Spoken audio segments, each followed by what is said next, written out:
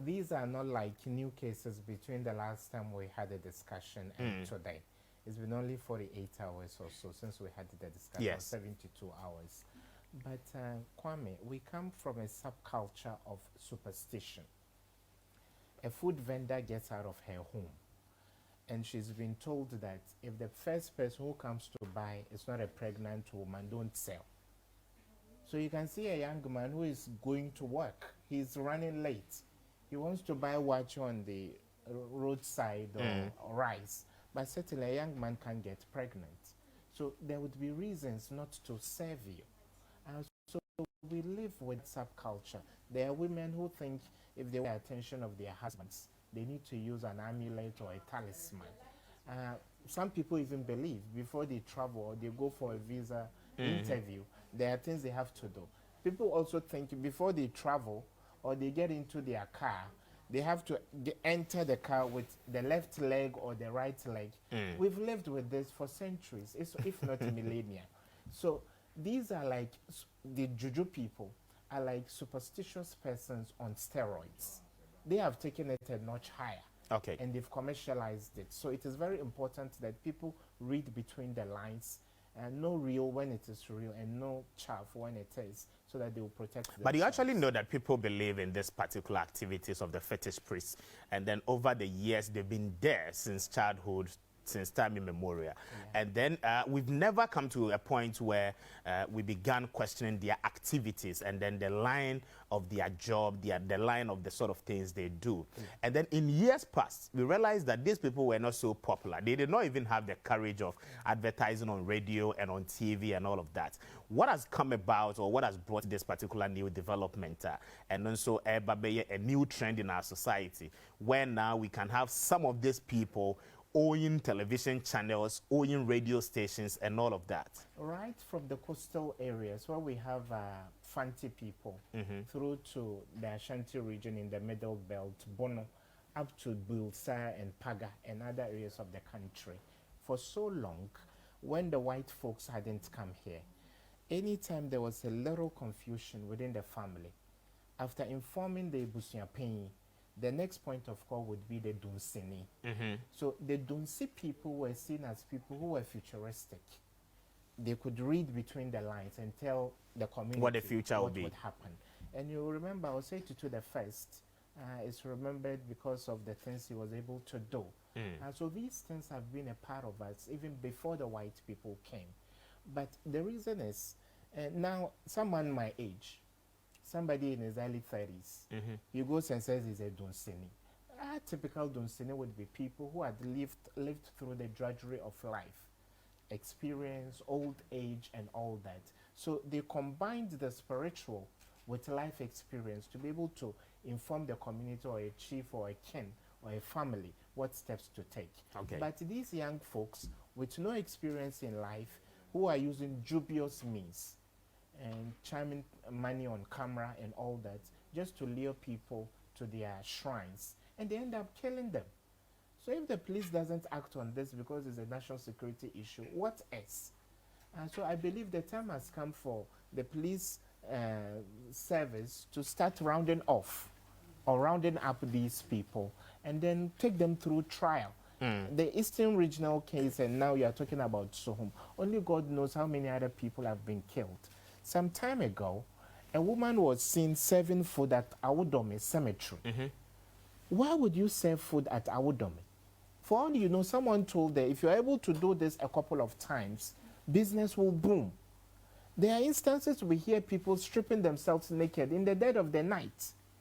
People exhume corpses. So those are stories we've heard over the years, and then we've not been able to buttress it with any sort of evidence. But what more evidence do you need than 4 headless bodies, decapitated people? And then when you go to these, juju people, they make outlandish demands. For example, if you ask somebody to bring the egg of a dove, and the dove has to be a lefty dove, how do I know what a lefty dove is? Or go get this part of a crocodile or a lion. Then you say, oh, Nana, I can't get this one. Then you say, okay, we'll go get it for you. Then he quotes a price. These are fraudsters. And if the country doesn't clamp down on fraudsters, I don't think we would be serious as a country. So I believe it is important that going forward, as we appeal to the National Media Commission to prevent the use of mass communication tools to get to people unsuspecting, citizens of this country, law enforcement should also come in and start, arresting. But the other school of thought, yes, these activities are mainly meant. Emphasize on spiritual activities, and then spiritual activism we know is very difficult to talk about even in the law court. Now, how do we transition those sort of things that they do in spirit to our physical body life, where we can say that, okay, based on ABC, we are going to judge you, we are going to prosecute you, we are going to take sanctions against whatever activity you've done in the past, because the spiritual is interwoven with the physical. It takes the physical to go into the realm of the spiritual. And some of the cultures will be very difficult to get away with, I agree. Look, anytime a major king dies or a queen mother dies, we know people are sacrificed. I remember in the 90s when one major king died, where I came from. We were kids those times. Every parent wanted to protect their child, because historically you would pacify the deities by sacrificing skulls. Why should they human be so? heads? So we have transitioned as a country. We've entered into modernity, and we should shed off all of these, leaves that made Ghana or the Gold Coast or other countries within Africa backward, barbaric countries in the past. So you can't tell me on the altar of spiritualism, people are going to the mortuary, to the morgue, to ask for the fluids of corpses. People are telling people on TV, if you want money to be everywhere in your apartment or your house, just bring a 2-week-old baby. So infanticide is also happening, the killing of children. So if the if law enforcement doesn't have a special arrangement to protect citizens, we've lost lives to juju more than we have lost to terrorism. And we know that terrorism is #1 on our priority list as a country. Why don't we make this #2? So it is important that we do all that it takes to stop these people from advertising, even on social media. So now, Any how post should that trends, any post that trends, they would want to throw in an advertisement for juju.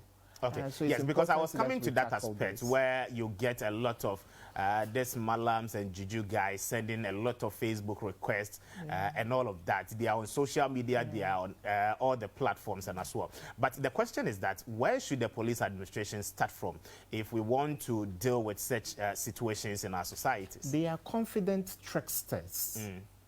When Kasua was gradually becoming the sprawling, developing neighborhood, maybe 15 years ago, or 12 or 10 years ago, they could afford some decent accommodation in those times. So the person, and when you see cars, a fleet of cars, there is no evidence to show that the juju man flaunting those cars owns them. The case of Namwan has showed us someone can be in a motorcade or a convoy of Land Cruisers, and those would all be hired or rented cars. You understand? I worked in tandem with the CID on the men's gold issue in rehabilitating victims. And I was given access to really privileged people in the value chain. The people don't own these things. So those things are meant to be a facade to lure you into thinking, oh, if this guy says I should bring this X amount, look at the cars behind him on TV. Look at the so-called mansion the juju man is living in. And so it's important we cut the supply. And how do we do that? Reaching out to people, explaining to them that these are confident tricksters and they are not juju people. Yes, so it comes back to my question. Where should the police administration start from in dealing with this particular situation? Kwame, when somebody comes out and says, I can double 10K to 20K, when somebody flaunts wealth, and then the activities of these juju people are interwoven with the activities of game boys. The game boys are so-called big boys. You are 25 years old, you have 10 houses, 20 cars. Where did you make those monies from? So when we begin to do an inquiry into how people amass their wealth, that would be a good first step Okay. That is why the national security and other state institutions are regulatory. And the Financial Intelligence Center is meant to investigate how monies come in. YOCO is there. And all of these are working with the Ghana Police Service. But do you really think the country cares about those things now as to how someone acquires his or her wealth and then how he decides to live a life of luxury? But so what should the government do? How do we restrict people? Because if you try to do same, these same people will make references to politicians who are equally flaunting a lot of vehicles, houses, mansions, based on even the offices in which they are occupying. So why then do you come after us if we are not in government offices, but yet we are doing what we can do to secure the funds we want to secure? Won't you even be shocked to know that the clientele of these fraudsters called juju people are usually politicians? How many times haven't you heard that before an election, a juju man has been flown in from Benin? How many times haven't you heard that juju men have been flown in from Burkina Faso? So we are neck deep into this idea of there is a spiritual way of resolving physical, empirical issues that happen in our lives. So you can't run to the politicians. Of course, there are clean politicians who, on the strength of their manifestos, win elections at all levels, at the constituency level, or regional level, or even the national level. But we know, we've actually heard that cattle, a cow or a bull, could be buried alive just because you want to win an election. And so it becomes very difficult to go to these people to say, for someone doing consultation in the neighborhood, make sure the police would arrest and investigate the person. And Kwame, they are sleeping with people's wives. They are causing wives to put poison into their husbands' food. They are causing husbands to sacrifice their wives. What is more criminal than that?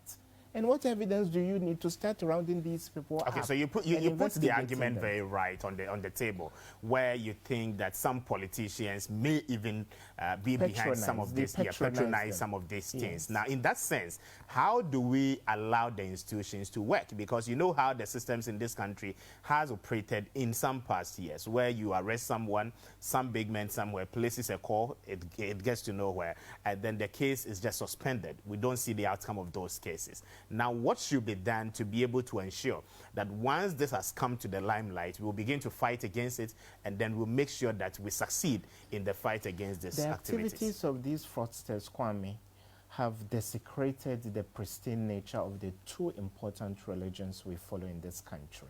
The Islam and then the Christianity. Those who are called Malams. A Malam actually is from Muallim, a teacher, somebody who teaches you good stuff. Okay. But it's been adulterated and it's been given to these fraudsters.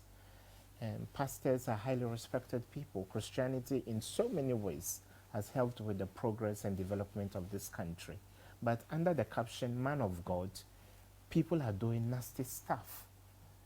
And during the watch night, 31st, December, the eve of New Year, if Corona was even starting in Wuhan by December, and very soon by the first quarter of the year, it would get here, nobody could prophesy that Corona would come. But people were prophesying about the outcome of the December 7 election. Probably that is what they saw. Now you don't see that far, my brother. You pluck the low-hanging fruits. That is why beyond the juju people, so-called men of God should also be investigated. So Kwame, we have a conscious responsibility as a country to protect the values and ideals that make us who we are, and not allow people to mar the reputation of the Republic of Ghana. Alaji, let me say a very big thank you to you. This is where time will permit us, so that next Tuesday we can equally meet and then discuss other